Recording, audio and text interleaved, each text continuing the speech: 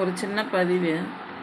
இது நான் படித்த ஒரு விஷயம். அதே போல் ஒரு நாடகமாக நடித்த ஒரு விஷயம் அது. முக்கியமாக பெண்களை இந்த சமூகம் எப்படி நடத்துதுன்றத வருஷம் கணக்கு பண்ணால் நான் பார்த்தது எப்போன்னா ஒரு 15 வருஷத்துக்கு முன்னாடி. அதாவது நான் 10th 11th 12th படிக்கிறப்ப. சரிங்களா? அப்போ ஒரு சின்ன ஒரு நிகழ்ச்சியில் ஒரு நாடகமாக எங்களுக்கு டான்ஸு சொல்லிக் கொடுத்த ஒரு மாஸ்டர் எங்களுக்கு இந்த நாடகத்தை சொன்னார். நாங்கள் இந்த நாடகத்தில் நடித்தோம். ஒன்றுமே இல்லை, பெண் பிள்ளைங்களை பெற்றுக்கும்போது எப்படி இந்த சமூகம் பொம்பளை பசங்களை வரவேற்குது அப்படின்ற ஒரு விஷயம்.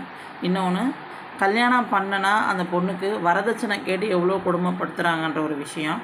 மூணாவது, ஒரு பொண்ணை கல்யாணம் பண்ணும்போது அந்த பொண்ணை மாப்பிள்ளை பார்க்க வராங்க இல்லையா, பொண்ணு பார்க்க வரும்போது அந்த மாப்பிள்ளை வீட்டாருங்க அந்த பொண்ணை எப்படி பேசுகிறாங்க, எப்படி நடத்துகிறாங்கன்ற ஒரு சின்ன ஒரு விஷயந்தான். அதாவது என்ன, நான் சுருக்கமாக சொல்கிறேன். ஒரு பொண்ணை கல்யாணம் பண்ணும்போது பொண்ணு எப்படி இருக்குன்னா, பொண்ணு தேனாட்டம் இருக்குது அப்படின்னு சொல்லுவாங்க. அதே பொண்ணை கல்யாணம் பண்ணிட்டு போனாங்கன்னா வரதட்சணை கேட்டு அந்த குடும்பத்தை கொடுமைப்படுத்துவாங்க. இந்த சமூகத்தில் அப்படி தான் இருக்குது. மூணாவது ஒரு விஷயம் என்னன்னா, அதே பொண்ணு பார்க்கும்போது தேனாக இருக்கிறா, கல்யாணம் பண்ணதுக்கப்புறம் வரதட்சணை கொடுமை. அதே குழந்தைன்னு ஒரு விஷயம் வரும்பொழுது அந்த இடத்துல பெண் பிள்ளை வேண்டாம் என்ற ஒரு விஷயம்.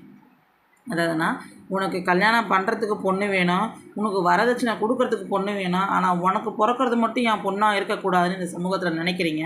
இதே போல் எத்தனை குடும்பத்தில் இருக்குது, இதே மாதிரி எத்தனை பேருக்கு நடந்திருக்குன்ற ஒரு விஷயத்த கமெண்ட் பண்ணுங்கள்.